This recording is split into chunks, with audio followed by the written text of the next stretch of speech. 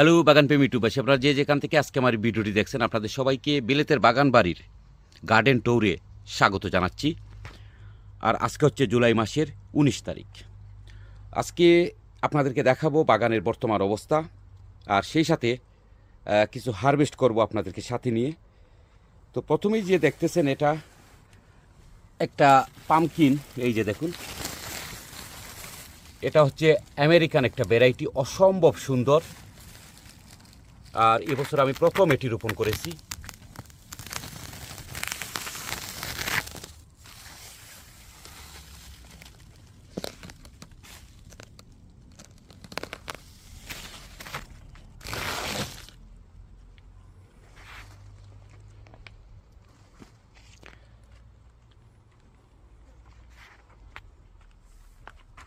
তারপরে এখানে আছে একটি শসা, আর এই শসাটি একটু লম্বা, অর্থাৎ আমাদের দেশে যে ক্ষীরাগুলো হয় সেই ক্ষীরার মতো না, এটি একটু লম্বা। এবং এদেশে যে কিকুম্বা, সেই কিকুম্বার চেয়ে আরেকটু ছোটো, মিডিয়াম।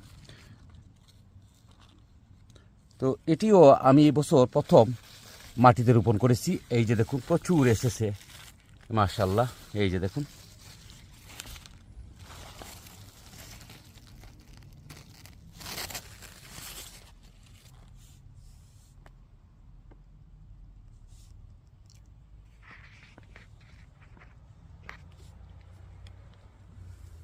আর এটি হচ্ছে আমার একটা সিমের বিট। এখানে বেশ কিছু গাছ আমি রোপণ করেছি।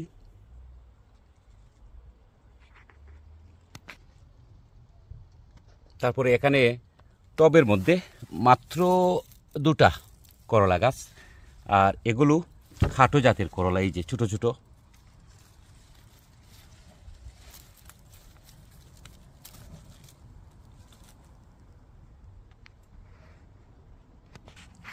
আর এগুলো হচ্ছে বরবটি, রামাই। প্রচুর এসেছে এবছর, এই যে দেখুন, প্রচুর।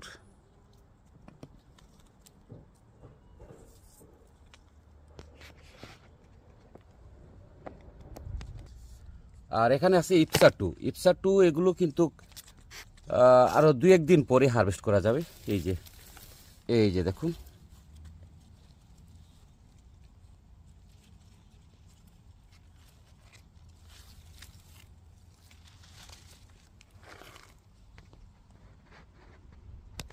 আর এখানে আছে এই যে রানার বিনস। আমি রানার বিনসটা আসলে খুব বেশি রোপণ করি না, খুব অল্প, মানে একটা জায়গায় কয়েকটা গাছ রোপণ করি। প্রতি বছরই আমি খুব অল্প পরিসরে এই রানার বিনসগুলো রোপণ করি, কেননা আমি বিভিন্ন ধরনের সবজি যখন রোপণ করি তখন আসলে বেশি করে এই রানার বিনসটা যে রোপণ করবো সেরকম জায়গা আসলে তখন থাকে না। আর আমি শুধু একটা সবজি নিয়েই বাগান করি না, যেহেতু শখের বাগান, বিভিন্ন ধরনের সবজি আমি রোপণ করি, তার জন্য অল্প পরিসরে অল্প করে সব কিছুই রোপণ করার চেষ্টা করি।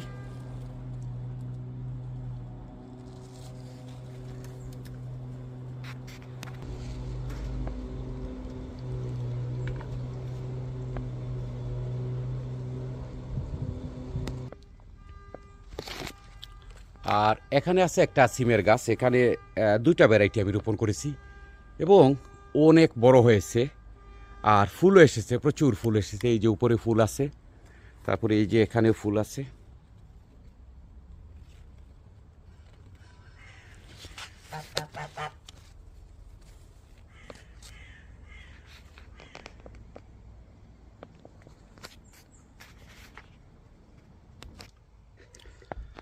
আর করলার কথা কি বলবো, এই ভ্যারাইটিটি আমি এবছর প্রথম রোপণ করেছিলাম। এটি হচ্ছে থাইল্যান্ডের একটা জাম্বু করলা, যেটাকে বলে। আপনারা দেখেন, এরকম 2টা কেরালাই কিন্তু 1 কেজি হয়ে যাবে। এরকম যদি 2টা করলা হয় আপনার গাছে, তাহলে দেখবেন যে এই 2টাই কিন্তু 1 কেজির সমান। এই দেখেন কত বিশাল এগুলো। তো যেহেতু আমি প্রথম রোপণ করেছি, আমি মাশাআল্লাহ আমি খুশি, এবং আগামী বছর আরেকটু বেশি রোপণ করার চেষ্টা করব। আমি প্রথমে আসলে দেখতে চেয়েছিলাম যে এই শীতপ্রধান দেশে এগুলো আসলে কতটুকু ভালো হবে। আর এখান থেকে আমি বেশ কিছু হারভেস্ট করেছি এবং বীজের জন্য আমি রেখেছি।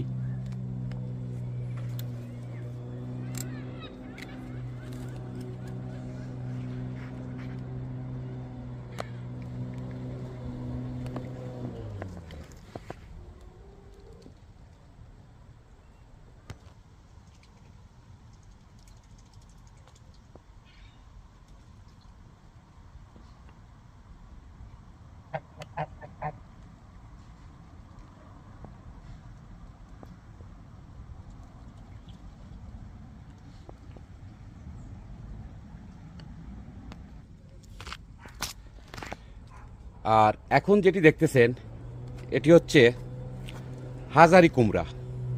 বুঝতে পারছেন হাজারি বলতে কি বোঝায়, যেন প্রচুর আসে এটি, এই কুমড়াটি, এবং অনেক বিশাল একটা গাছ হয়েছে। আর কুমড়া যদি একটু দেখায়, এই যে দেখেন কত সুন্দর, এখনও ফুল রয়ে গেছে, তার মানে এটি এখনও রেডি হয়নি, চাইলে হারভেস্ট করা যাবে। তারপরে এই যে উপরে আরেকটা, এই যে দেখুন ওখানে আছে আরেকটা। আসলে কুমড়ার জন্য অনেক বেশি গরমের দরকার হয়, তারপরও আমার বাগানে রোপণ করার পর যে এই কুমড়াগুলো এসেছে, আলহামদুলিল্লাহ আমি খুশি। কেননা কুমড়া গ্রিন হাউস বা পলিটেনেলেই ভালো হয়।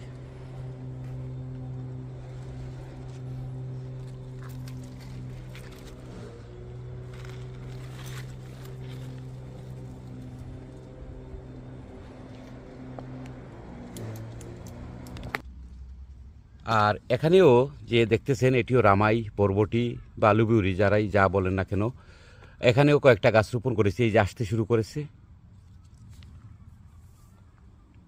তারপরে ওখানে আছে আরেকটা করলার গাছ। তবে এই করলাটি কিন্তু ওই যে করলাটি ওইটার মতো না, ওইটা একটু ছোট আকৃতির করলা, এবং এই যে এই গোড়া থেকে আসে, এই যে দেখুন একদম একদম গোড়া থেকে এসেছে।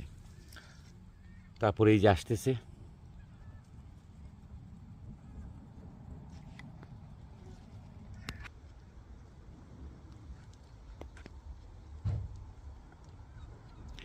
এই হচ্ছে বেগুনের একটা গাছ। এই গাছটা যদি একটু দেখেন যে পাতা থেকে বেগুন বেশি, এই পরিমাণ বেগুন এসেছে। এই যে দেখুন মাত্র একটা গাছ। আর এগুলো আসে অনেকটা টমাটোর মতো, এই যে দেখুন টমাটো যেরকম আসে ঠিক সেরকম প্রচুর এসেছে।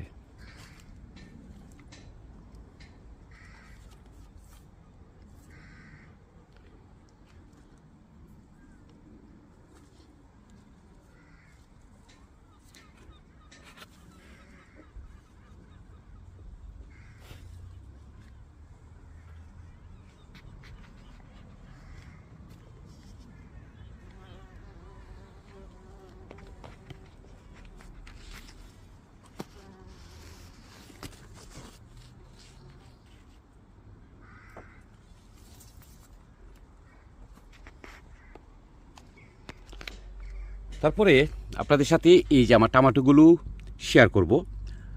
আমি একটা ভিডিওতে আপনাকে বলছিলাম যে আমি আসলে খুব অল্প টমাটোর গাছ রোপণ করি, এই 4 থেকে 5টা গাছ। আর এখানে আছে 3টা ভ্যারাইটি, একটা হচ্ছে এই যে এটা হচ্ছে চেরি টমাটো, আর এটি হচ্ছে সালাদ টমাটো, আর ওই হচ্ছে প্লাম টমাটো, ওই যে ওটা, এটা হচ্ছে প্লাম টমাটো। তো আজকে এই গাছটি যদি দেখেন, এখানে একটা গাছ, এই যে মাত্র একটা, এই যে একটা গাছ, এই একটা গাছে আমি গুনে দেখলাম 163টা টমাটো এই গাছে আছে। লটকন যেরকম আসে ঠিক সেরকম এসেছে।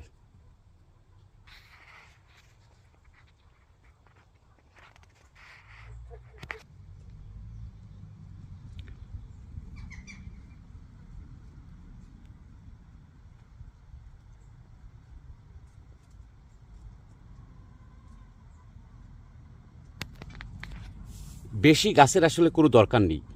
এরকম যদি কয়েকটা গাছ হয় তাহলে চিন্তা করেন, এই গাছে যদি 150-র উপরে টমাটো আসলো, তাহলে এরকম যদি 3টা গাছ হয় তাহলে কত টমাটো আসবে।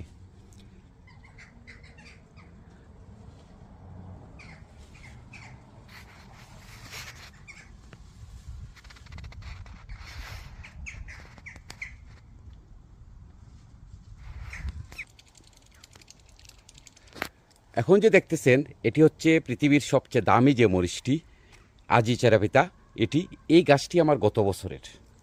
তো যখন এরকম অরেঞ্জের মতো হয়ে যাবে তখন কিন্তু এটি হারভেস্ট করার উপযোগী হয়ে যায়।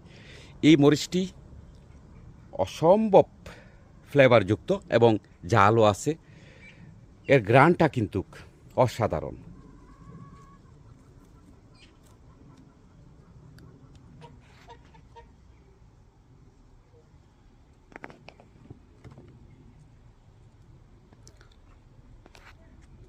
আর ঠিক ওই পাশে একটা কাঁচামরিচের গাছ, এই যে দেখেন। এই গাছটা যদি দেখেন, গাছে কোনো পাতা নেই, শুধু কাঁচামরিচ আর কাঁচামরিচ। এটিও কিন্তু আমার গত বছরের একটা গাছ। কাঁচামরিচের অনেকগুলো ভ্যারাইটি রয়েছে, দেখবেন মাঝে মধ্যে দুই একটা ভ্যারাইটি পাওয়া যায় অনেক বেশি জাল, নাগার মতো জাল। তো এই মরিচটি, এই যে কাঁচামরিচটি, এটি কিন্তু প্রচুর জাল এটিতে। এটি অনেকটা নাগামরিচের কাছাকাছি।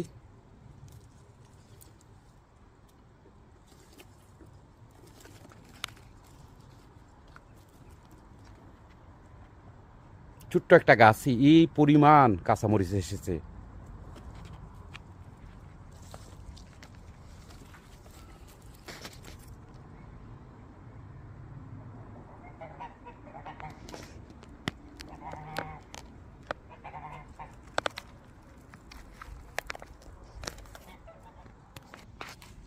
তারপরে এটি হচ্ছে কাঁচামরিচ, তবে এটি কালো উল্টা কাঁচামরিচ, অর্থাৎ এটি উপর দিকে আসে এবং এটি উল্টো। এই গাছটিও কিন্তু আমার গত বছরে পুরনো একটি গাছ। আর এই মরিচ সম্পর্কে তো বলার কিছু নেই, আপনারা সবাই জানেন এটি প্রচণ্ড একটা জাল মরিচ।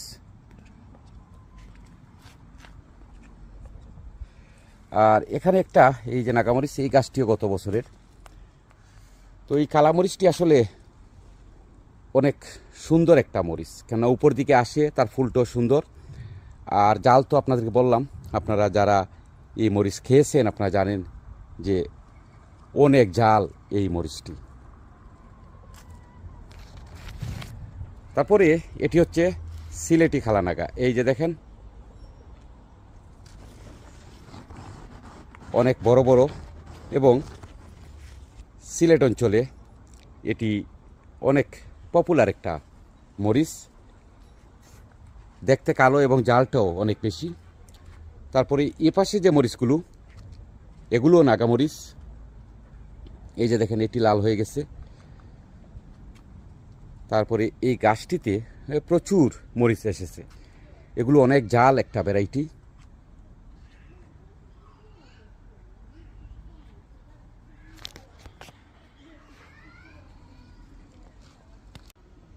তারপরে এই যে দেখতেছেন এটিও আরেকটা ভ্যারাইটি। আমি বেশ কিছু ভ্যারাইটি এবছর রোপণ করেছি। আর এটি হচ্ছে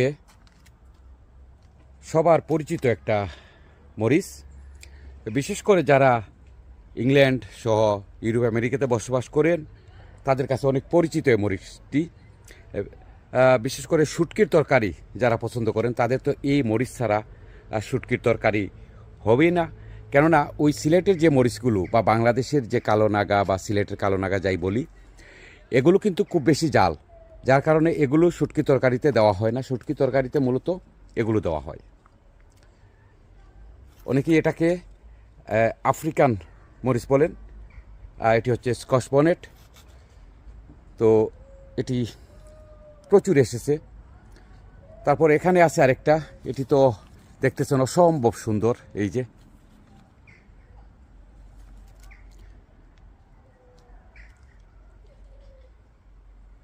আর্মাগডন এটার নাম। অসম্ভব অসম্ভব বড় হয় এই নাগামরিচটি এবং জালও। তারপরে এই যে এখানে দেখতেছেন এটি হচ্ছে গোস্ট চিলি, অর্থাৎ গোস্ট নাগা। এখানে কয়েকটা এসেছে।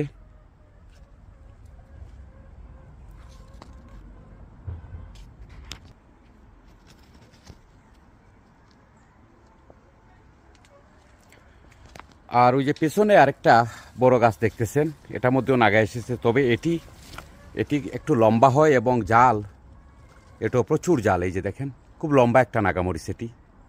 এটা আরেকটা ভ্যারাইটি।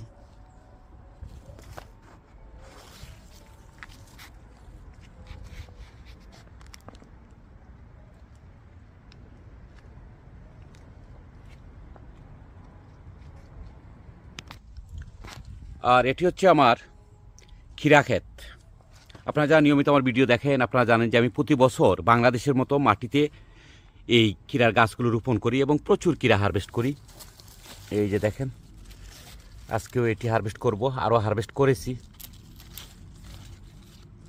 আর এখানে যেগুলো দেখতেছেন এগুলো বীজ সংগ্রহ করার জন্য রেখে দিয়েছি।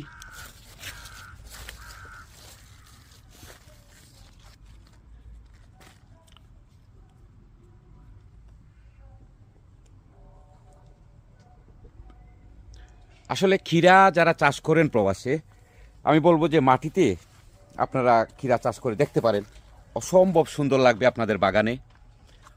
আর আমি প্রতি বছর এভাবেই মাটিতে রোপণ করি। আসলে আমার কাছে ভালো লাগে, কেননা ক্ষীরা খুঁজতে হয়। এই যে দেখুন, এভাবে খুঁজে খুঁজে বের করতে হয় কোথায় ক্ষীরা আছে। এই যে বাংলাদেশে যেরকম ক্ষীরা খেতে গেলে আমরা ক্ষীরা খুঁজতাম, এই যে দেখেন।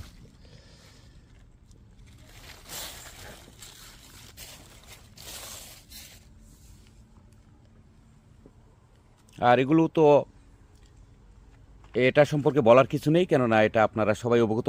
অসম্ভব সুস্বাদু মজার একটা ক্ষীরা। এই যে এখানে আছে আরেকটা।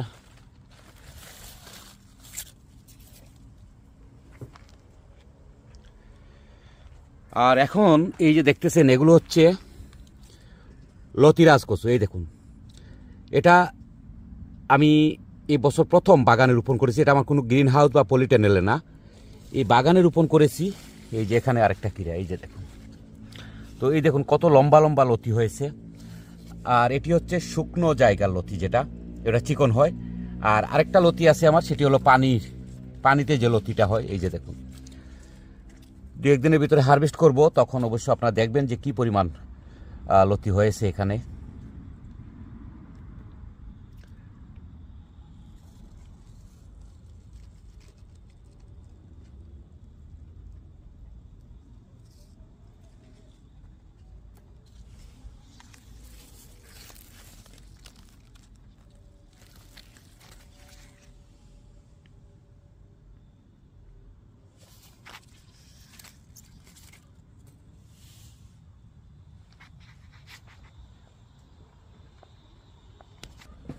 আর এগুলো হচ্ছে আমার ইপসা ওয়ান।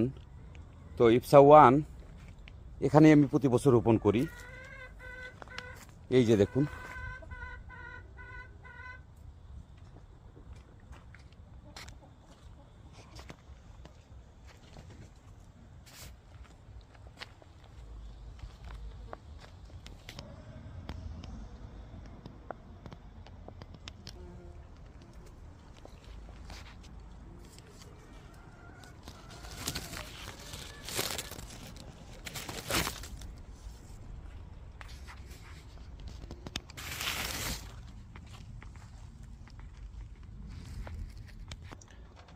আর এখন আপনাদেরকে আমার গ্রিন হাউসের ভিতরে নিয়ে আসলাম।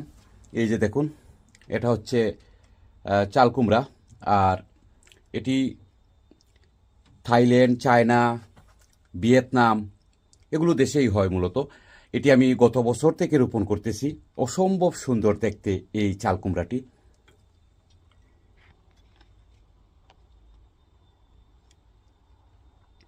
তারপরে ওখানে আছে এই যে মেলন, তরমুজ যেটা। আর সিসিংরা তো অনেকবার হারভেস্ট করেছি। এই দেখুন, ওই যে আরও আছে প্রচুর সিসিংরা এই বছর। এবছর সিসিংরা আমি আগাম হারভেস্ট করেছি।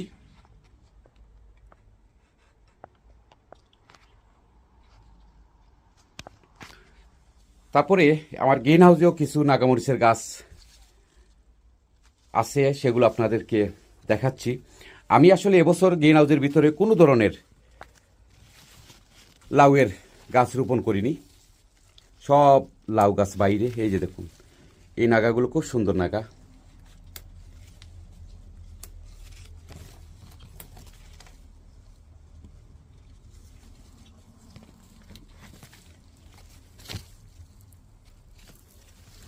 এবছর প্রচুর নাগা এসেছে গ্রিন হাউসের ভিতরে এবং বাইরে।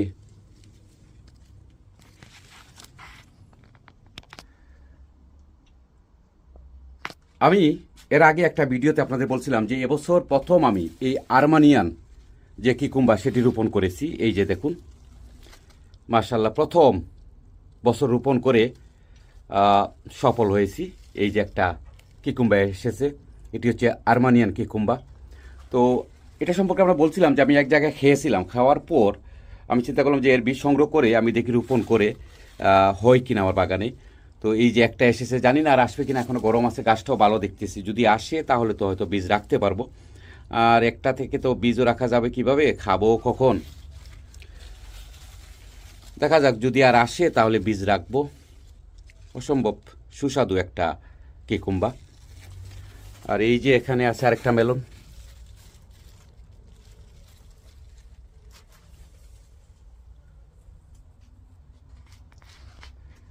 তারপরে লতা বেগুনের এবার বাম্পার ফলন হয়েছে। আপনারা জানেন যে গত 2 মাসের বেশি সময় ধরে আমি লতা বেগুন হারভেস্ট করতেছি। এই দেখুন কি পরিমাণ লতা বেগুন, এই যে। আর এক একটা লতা বেগুনের সাইজ যদি দেখেন, এই যে বিশাল। এরকম 3-4টা গাছ হলেই যথেষ্ট। এই গাছ থেকে আমি 2বার হারভেস্ট করেছি লতা বেগুন, ওই গাছ থেকে করেছি।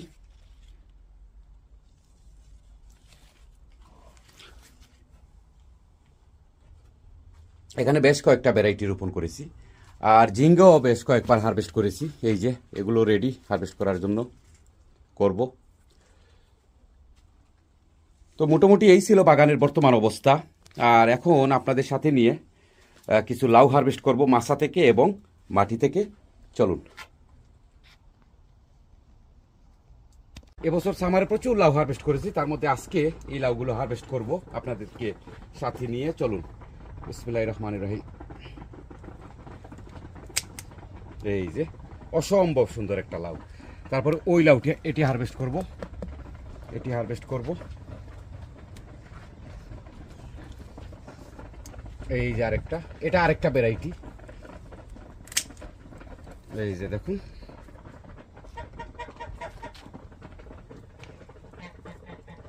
আর বাকি যেগুলো দেখতেছেন এগুলো আরেকটু বড় হবে। তো এই যেগুলো এগুলো এগুলো আরো কয়েকদিন পরে হারভেস্ট করব। এখানে যেটা আছে এটিও আরো কয়েকদিন পরে হারভেস্ট করব। তো এগুলো হচ্ছে আমার মাছার মধ্যে। তো এখন যে লাউগুলো হারভেস্ট করব, চলুন, সেগুলো হচ্ছে মাটির মধ্যে, একদম বাংলাদেশের মতো যে খেতে লাউ চাষ হয় সেরকম। চলুন। তো এখন আপনাদেরকে নিয়ে আসলাম আমি যে ক্ষেতের মতো বাংলাদেশে যে খেতে লাউ চাষ হয় সেই বাগানে। আমি প্রতি বছর এখানে বাংলাদেশের মতো লাউয়ের গাছ রোপণ করে থাকি।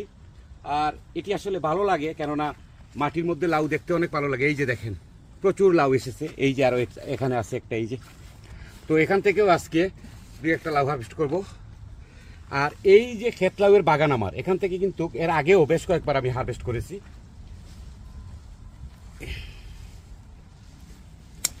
এই যে এই হলো।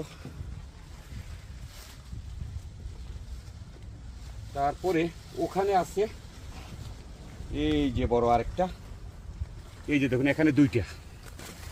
এই যে এই লাউটি এবছর আমি প্রথম লাগিয়েছি, অসম্ভব সুস্বাদু একটা লাউ। এই যে দেখুন,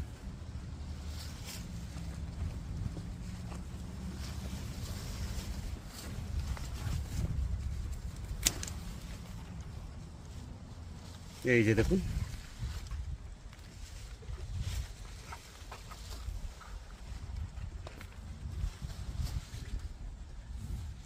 এই যে আরেকটা আছে এখানে, এটাও কয়েকদিন পরে হারভেস্ট করা যাবে। আজকে আর হারভেস্ট করতেছি না এটা। ওখানে আরেকটা, এই যে। আসলে আমি দেখেছি মাছার মধ্যে যতই লাউ আসুক, মাটির মধ্যে লাউ দেখতে অনেক ভালো লাগে। অনেক সময় লাউ খুঁজতে হয় কোথায় লাউ আছে। আর মাছা থেকে মাটির মধ্যে লাউ বেশি ভালো হয়। তো আমি প্রতি বছরই এই জায়গায় রোপণ করি এবং প্রচুর লাউ হারভেস্ট করি।